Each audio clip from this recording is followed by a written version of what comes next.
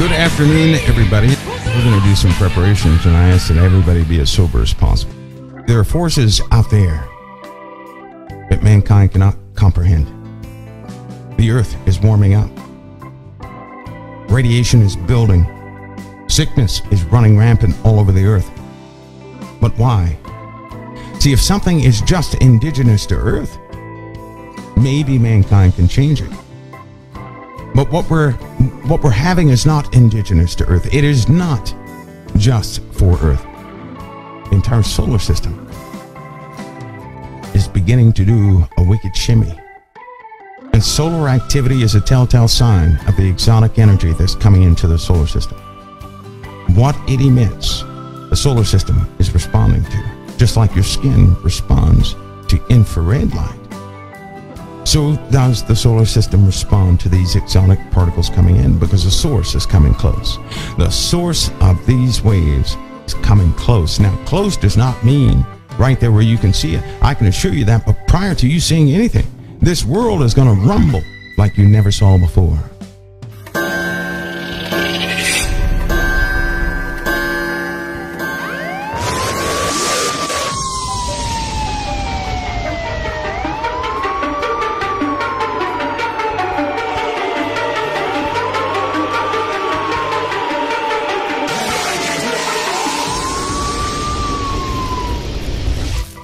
For the risk of sounding like a person who truly did jump out of the bushes yelling, "It's coming, it's coming." Joe! Bill! It's coming! It's coming! Just trying to kind of calm yourselves and hold down. It's a very serious conversation we're going to talk about today. It's not my job to cause anybody to believe, but out of my heart, I do wish to give you warning, a little preparatory time, that you can be prepared and not taken by what you may see coming. It's as simple as that. I'm going to put some things into perspective that will either confirm the truth within you or not. But in either case, we're going to see drastic changes both in the earth and in mankind. We will see them. Your entire paradigm, what you know as reality, has been secured for a long time. Everything has stayed stationary in the skies. We keep track of seasons and everything else by atomic time, things of that nature, constants in science and in formulas. We've been spoiled, really. We've had a time of rest for a long time. The only problems we've absolutely had were problems of war. But the great calamities were held back, far and few in between.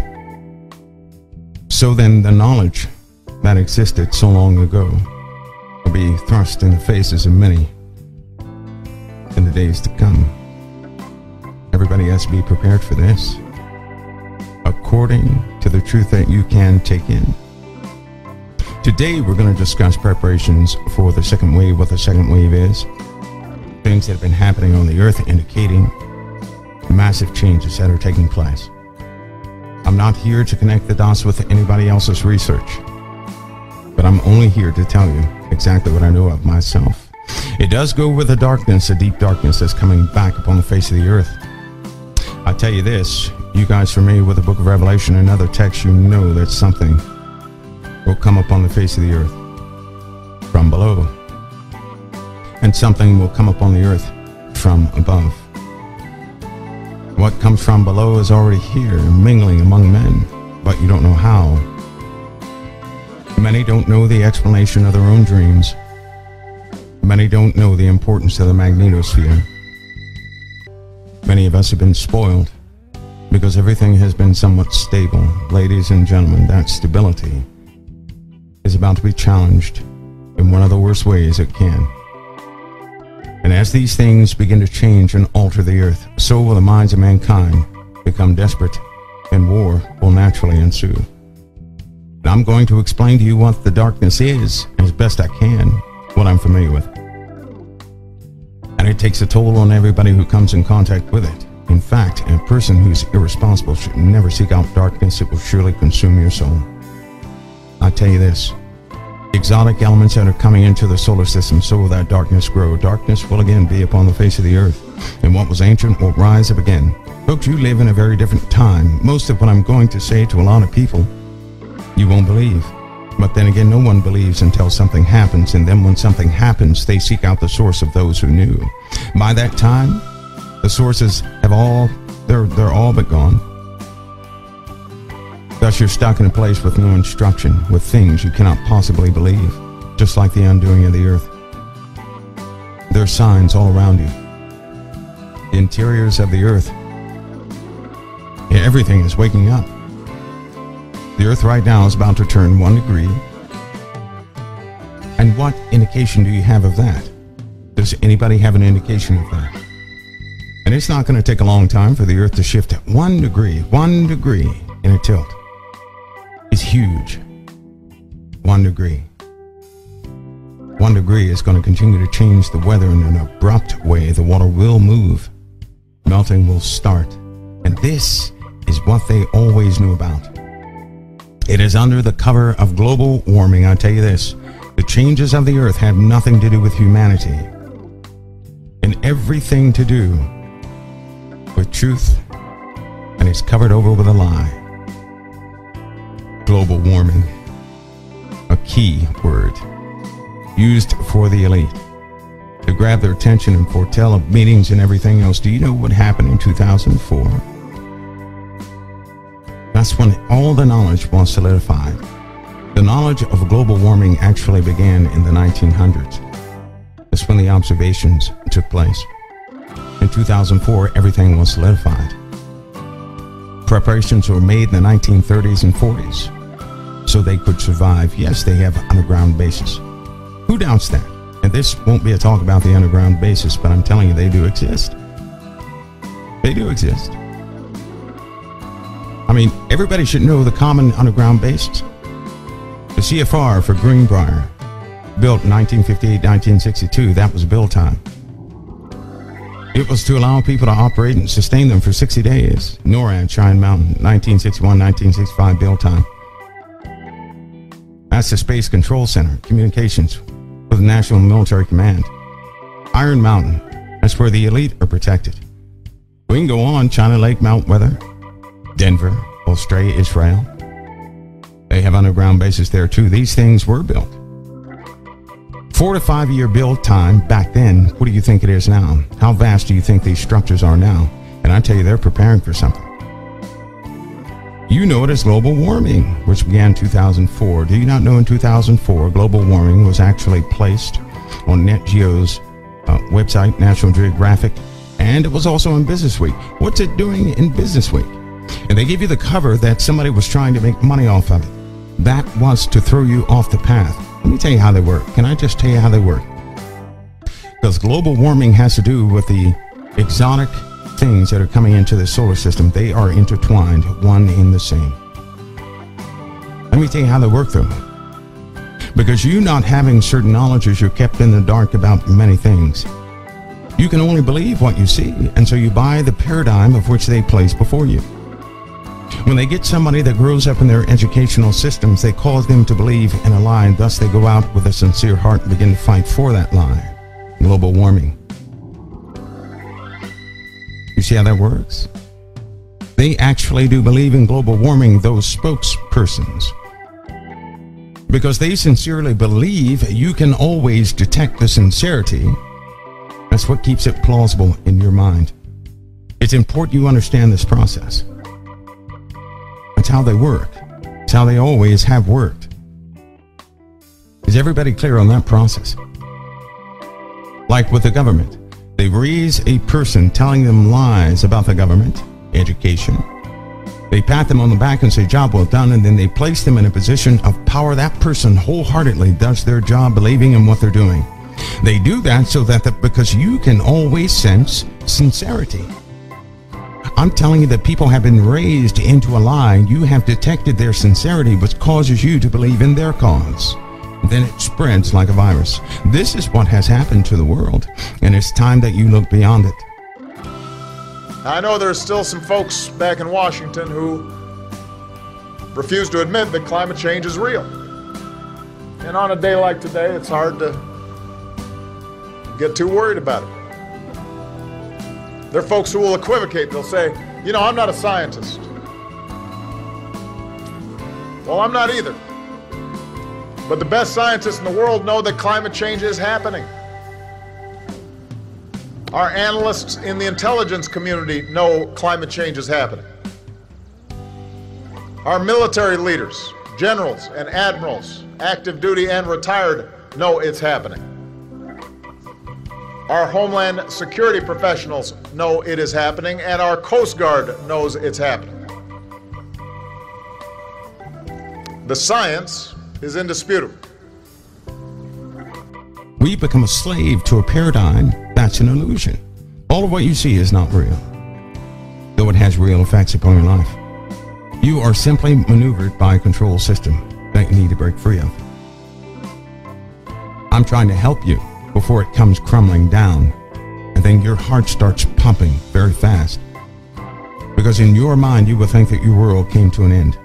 Men's hearts will fail them for fear, for looking after those things that are coming upon the world. That's not from one thing, that's from multiple things. 2004, global warming hit the front pages. Scientists, they already admitted back in 2004 and swept all that under the carpet. They didn't know the dynamics of climate change, and thus Princeton University was charged with the task of coming up with something, and coming up with something quick. Now when you talk about global warming, people get this question in their heads. They'll say, I don't believe in global warming, yet it's getting warmer every single year. So what they did was they threw out a word, and people began to chase and support the word with what's happening in the world. The conditions of global warming are absolutely 100% real.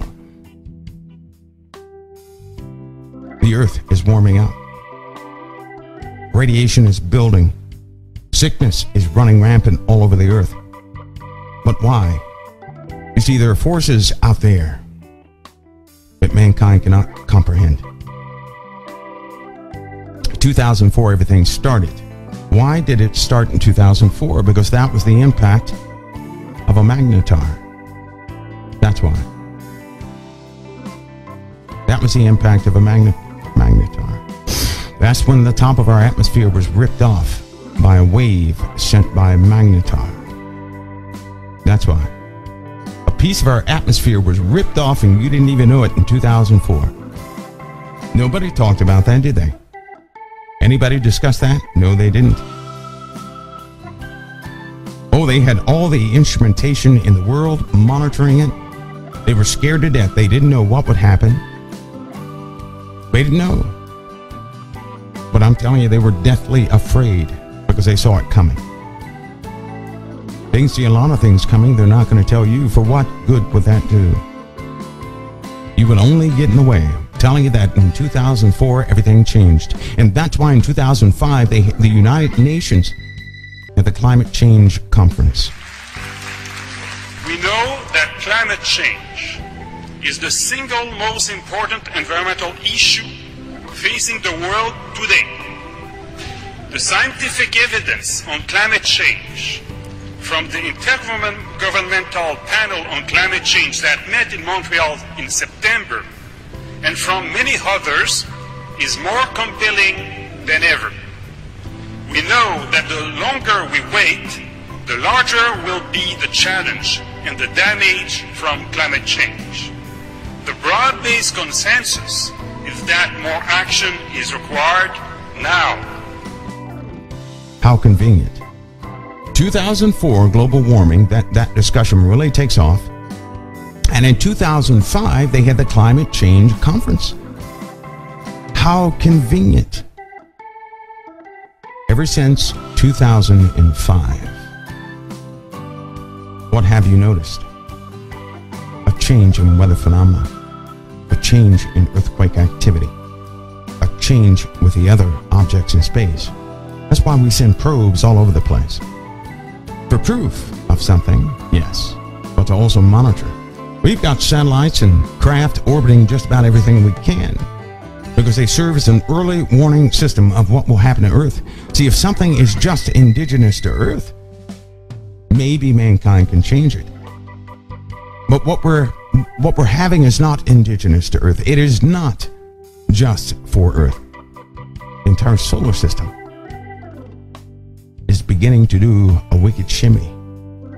And solar activity is a telltale sign of the exotic energy that's coming into the solar system.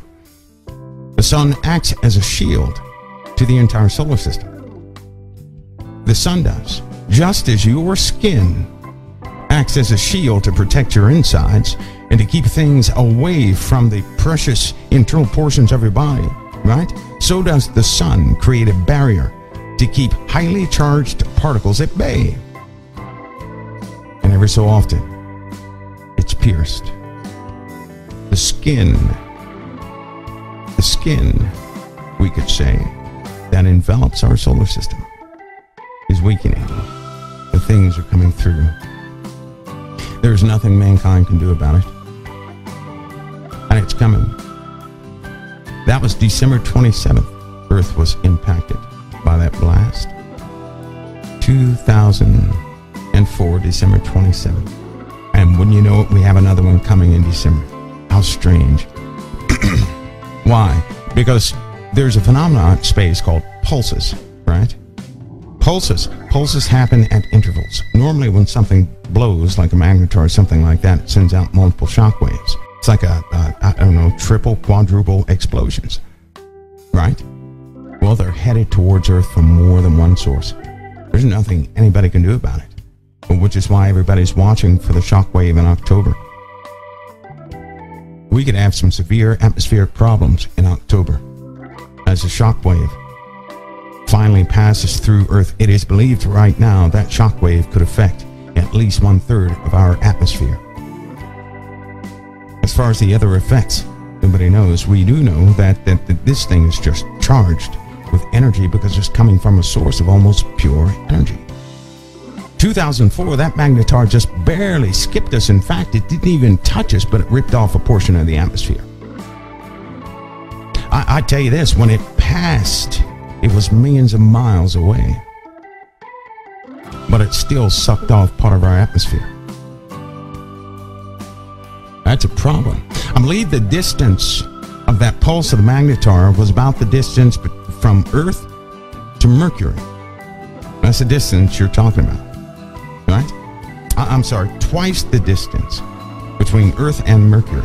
It was twice the distance, and it still popped off a piece of our atmosphere. Still, even with that distance. So can you begin to see what the Earth must undergo, what it's about to undergo? It's not a plaything. There were also psychological effects that took place in 2004 that have been evolving since then. Listen, a great war is also on the horizon. Now they're going to utilize the breakdown and the fracturing of this planet, and war will ensue. They're going to utilize this heavenly event, this event of a breakdown. They're going to use that to their advantage for war. The inhabitants of the earth will surely be few. I would go so far as to say 50% of humanity in the first phase of this war is going to be dead. Everybody with me so far? Just like CERN, right? There is a public side of CERN, and then there's the true side of CERN. I can assure you nobody's trying to collide little bitty particles and to find out what. I can assure you that's not the mission. What are they going to do? Cure cancer with it? No. It all leads back to something else. Now, there is the public side of science, of which people are passionate about, and that's the part they know. But listen to me close. In every single experiment, somebody collects the data. Who collects the data, not everybody's aware of. So what they're doing is having people who believe in the experiment, giving them a portion of a job. They go out and accomplish that job and spend their lifetime doing it so somebody else can collect the data, and they're doing something else with the results. But the people up top, they only know the experiment. They're saying, yes, we're doing our best in the experiment. It works. And that's how they get back online and say, well, you don't know what you're talking about. CERN has nothing to do with this, that, and the other. That's what the experts will say. CERN has nothing to do with this, that, and the other. Why? Because they're passionate about that compartmentalized task that they have.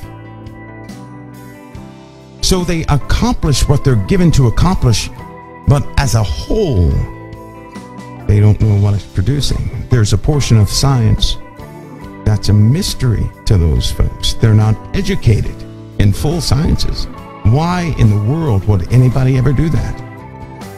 If you had knowledge of all things, there's no way you could teach others knowledge of all things. They wouldn't have a precept for it. So those who know the exotic sciences and the rest of the sciences are the ones who are collecting the information, doing something with it. The particles are already coming through. They're already coming through, right? It's kind of like a fireplace. You light up a fireplace, right? You get near the fire and you start feeling the heat. The fire didn't pass through you, you didn't pass through the fire, but you feel the heat. What is that? Infrared light. All you're feeling is light. You know that? That's what you feel. Light. That's all you're feeling. What is that infrared light? It's radiation. Is it going to kill you? Well, if you're overexposed to it, it's going to burn you up. But your flesh reacts to the radiation. It raises your body temperature by exciting molecules in your flesh. Therefore, you feel heat. Heat is movement. Movement is heat. Okay, you got that? Heat is movement. Movement is heat. So when you get near something that's infrared, the molecules internally begin to move around a lot more, and then you feel heat, the heat of your body. In the same fashion, this wave is coming through. What it emits, the solar system is responding to, just like your skin responds to infrared light. So does the solar system respond to these exotic particles coming in, because the source is coming close. The source of these waves is coming close. Now, close does not mean right there where you can see it. I can assure you that, but prior to you seeing anything, this world is going to rumble like you never saw before. You telling me this second wave is not going to impact humanity? I'm telling you it is. In October, we're going to find out some details, good or bad. We'll put them out there. You're going to hear many things, but it's always good to have your ears open to the Holy Spirit and the truth that is within you. That when it is time to do something, you move. And when it is not time to do something, you stay still. Because it could be life or death to you. That means I don't have the final word on what you must do. The Lord does. Not one man on earth has a final word for what you must do. The Lord knows what you must do. And because he said he will never leave you nor forsake you, he will instruct you. Okay? So as I go through these things, I can only advise. But you must have your ear open to the Lord. Because if you don't, you're going to follow the advice of man, and by that man's words you may die.